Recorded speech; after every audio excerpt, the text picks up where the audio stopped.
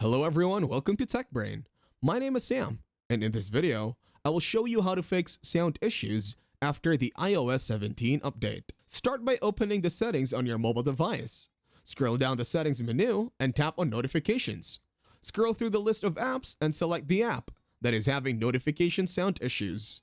Ensure that the toggle Allow Notifications is turned on. This ensures that notifications for the app are enabled.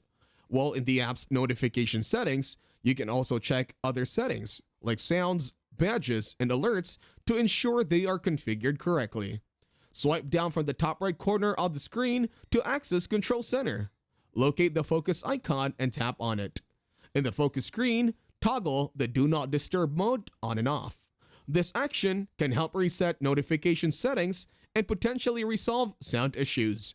By following these steps, you should be able to troubleshoot and fix notification sound issues after updating to iOS 17.